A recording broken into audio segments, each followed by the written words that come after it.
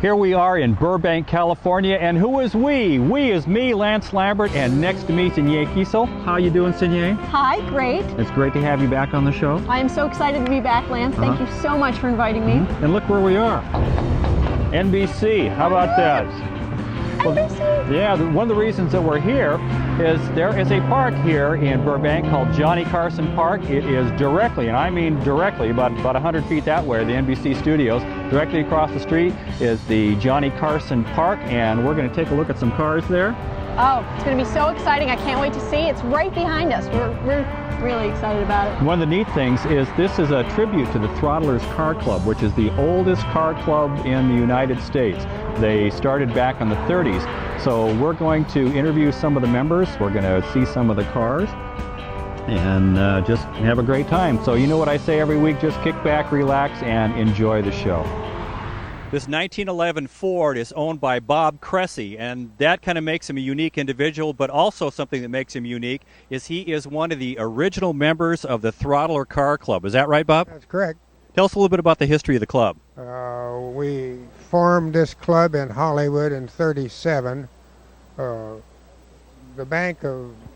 Security Bank let us have a little building on Sunset Boulevard, and when they found out we were a racing club, they kicked us out. So we found an old place on Santa Monica Boulevard, and we had our club meetings. All we thought about is going fast, you know, and we didn't give a darn.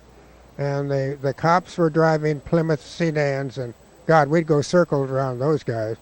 And they had no radios; they couldn't follow us, and we really raised Cain. All we thought about was racing. So, well, tell us a little bit about your 1911 Ford here. Well, the Ford was delivered to Los Angeles April the 10th, 1911. It has open valves like a 10 and earlier, and cars of that era. A month later, those were closed up because Ford changed. If he saw something that should be fixed, he didn't wait till 1912, he did it then. So every T is a little different as the years progressed. It's a good runner, hand cranked, it's a 2-speed engine, transmission, 22.5 horsepower, and it really moves. Well, Bob, I want to thank you for taking the time to talk to us. This is an interesting history and great car. A pleasure, I'm sure. Thank you. Hi, I'm standing here with Lou Kleinhold. Lou, I understand that you're a member of the original Throttlers. Would you like to tell me about that? Well, yes. The original Throttlers was just a group of us high school guys, and that had hot rods in Hollywood area, and used to do a little street racing in those days. And we just decided one time that maybe we ought to get together and form a club. So we ended up in a malt shop in Hollywood Sunset Boulevard, and we couldn't determine what we wanted to call the club. And finally, there was a lot of different names brought up, but finally we thought of the Throttlers, and it's our emblem, and the shows a piston with wings and lightning going through it. And this jacket I have, the original guy that helped design that emblem that night, that's his jacket, that's from 1937. And this is one of the original cars from the Throttlers. This is a sprint car. Would you like to tell me about the history? This is a track car automobile, ran on oval tracks. This car was built in 1934 and ran on tracks in Southern California. Originally, the Ascot Speedway, Legion Ascot Speedway in Lincoln Park, and Rex Mays is supposed to have driven this car. And it ran for many years throughout the Midwest. I saw the car in Freeport, Long Island in June of 1941. It got that far away because there was only about 5 of these cylinder heads made, so the engine was very rare. And I know of 3 of them yet today that are still in existence, but they're all museum pieces.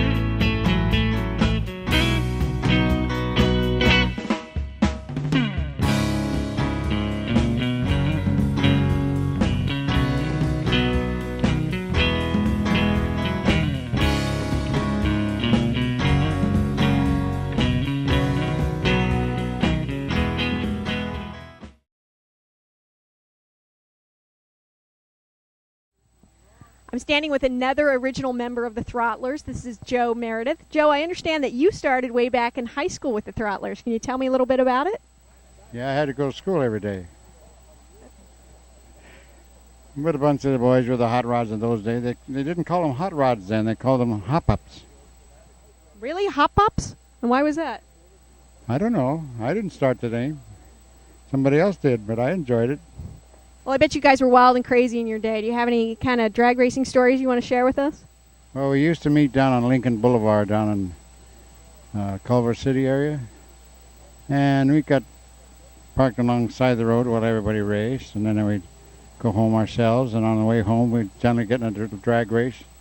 I remember one time in my Model A Ford, I was racing a fellow in Little DeSoto. And we were having a lot of fun going up La Cienega in Beverly Hills. Oops, a motorcycle pulled up alongside, and I thought, well, he wanted to drag race? He did. He wanted to drag us over the curb. Oh, boy. Did Vandermeulen was his name. He couldn't afford to take the time to go to jail, so I loaned him the money to pay the ticket, and I took 5 days in Beverly Hills jail. Wait, so let me get this straight. You went to jail for somebody else? Yeah, it was fun. I got to wipe off those police cars and stuff. My brother came to visit me. He says, leave it to you, Joe, to get around the cars some way or another. We used to go up to Muroc Dry Lakes and had the time trials and stuff. And it was a lot of fun in those days. Still is. Look at the cars around us today. You're a good friend, Joe, to go to jail for somebody. I admire that about you. Well, I'm sorry. I had to go alone. It may appear that Ratfink is standing next to me, but actually it's Gary Hendrickson. Gary, how you doing? Oh, hello. You have something very unusual here, kind of the opposite of everything here, in that most everything is finished or close to it, and yours is actually finished, but doesn't appear to be. I like to think it's unusual. I try to do things a little bit differently and more unique, and I spent all night long polishing this last night. Yeah. Yeah, you got the beer out and rubbed off the radiator ornament. And what inspired you to build this? Well, I just thought it would be a lot of fun, and it has turned out to be a lot of fun. I get more fun with this car than any car I own, and I've got a few. It's actually roadworthy? This car runs like a top. It actually makes me mad. It runs better than my restored one. And the running gear, it's original on it? Running gear is very authentic, although I have a 12-volt electrical system because it's nice to have some juice when you need it.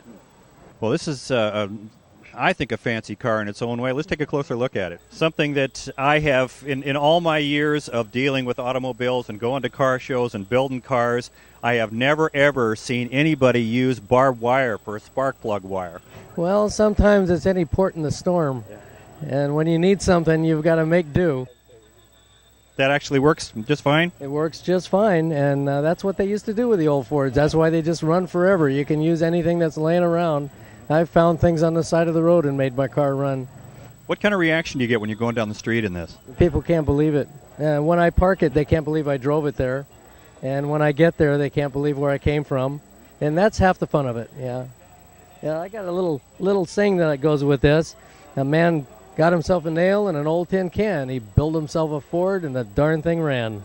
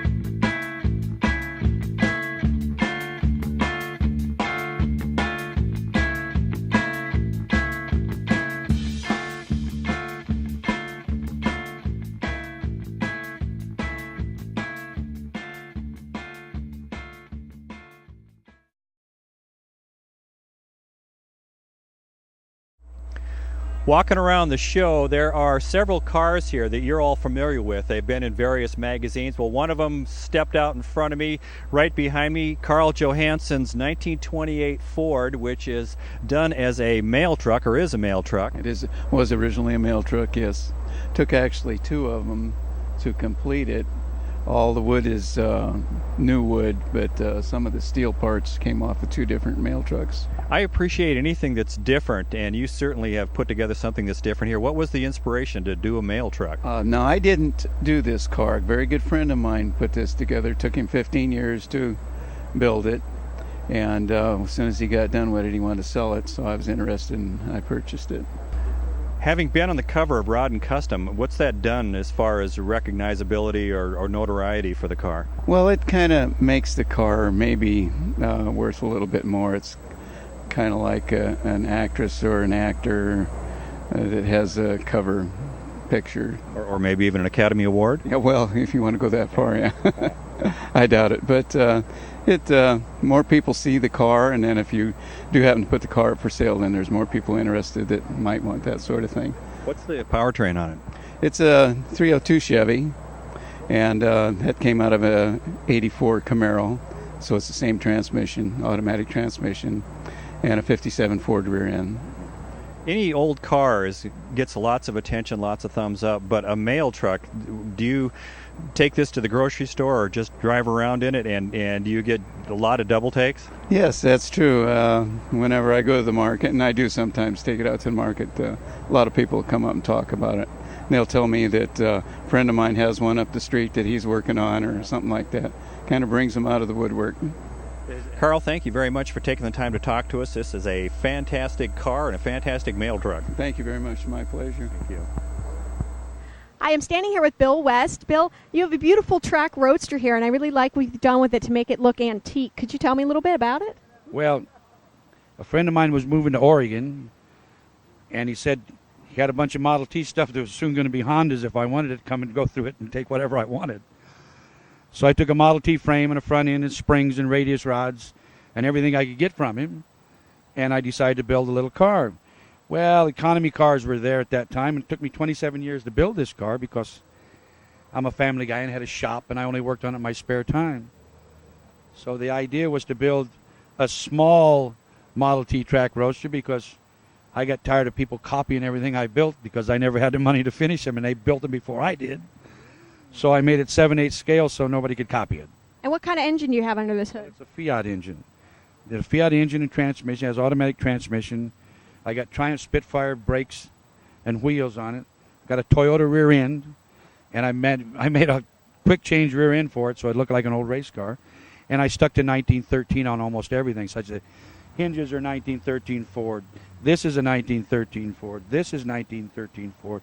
The springs, the radius rods, I tried to stick as close to that as I possibly could to keep this same theme. You got a little modern touches like the disc brakes in the back, right? Well, we need to have disc brakes. It only weighs 1,100 pounds. It's got 150 horsepower. I thought it'd be a good idea to stop it. Well, thank you very much, Bill. You're welcome. I really love your car. I think you've done a great job with it. Well, thank you. Appreciate it.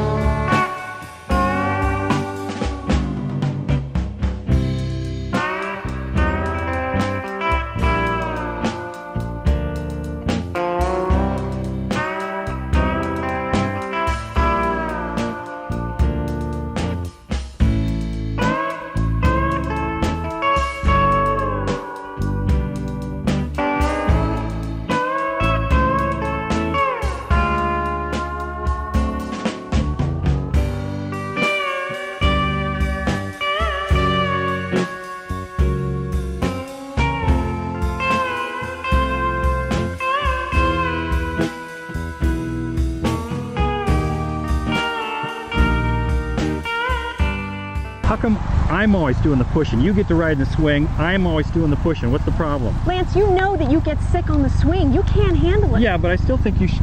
Oh. Hi, hey, thanks for watching the show today. We had a great time here at the Throttlers Car Show. Some pretty cool guys, huh? Oh my gosh, those guys are kicking. They're like 80 years old and they're still got so much energy and pep. I love those guys. Yeah, I'm not going to be that old for 50 or 40 or 30 or... and not, it's a while yet. But anyway, we would like to thank the Throttlers Car Club for having us out today. It was a great show. I really had a good time. I love meeting those people. I love looking at the cars, the model, the track roadster and the sprint car. I loved all of those. Okay, so we'll see you again next week. Now you're going to push me in the swim. You got it?